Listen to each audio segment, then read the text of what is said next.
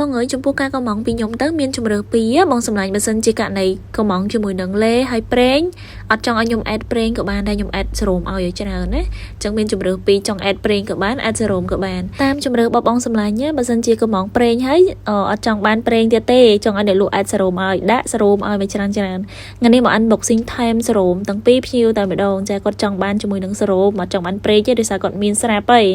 ចឹងដាក់ឲ្យមកពេញចិត្តបងសម្លាញ់សាច់លេជីមនៅពេលដែលដាក់ជាមួយនឹងសរោមចឹងទៅបងអើយបង្កើនគុណភាពនៃការសកូនទាំងពីរណាបងសរោមមានជាតិក្អូបឈ្ងុយនៅពេលដែលយើងដាក់ជាមួយសាច់លេកូឲ្យសប់ទៅបងលាបទៅត្រជាក់ស្បែកស្រាប់ហ្មងចំពោះការថែមហ្នឹងអត់បានកូជូនទេបងសម្លាញ់ទៅដល់កូខ្លួនឯងកូឲ្យសប់ហើយចាំលាបណាលាបមួយថ្ងៃ2ដងពេលព្រឹកហើយនឹងពេលយប់ធ្វើមិនខ្លុំឲ្យជាប់បងសម្លាញ់មកកំប៉ុងនេះទៅនីដឹងថាសប្លែកសភ្លឺតែម្ដងចាហើយដឹងថាជាប់ចិត្តហើយមកកំប៉ុងនេះលើក្រោយដឹងថាតាក់ចិត្តកំងទៀតហើយចឹងបងចង់បានធ្វើការកំងបានđểលក់ free ad សរោមប្រេង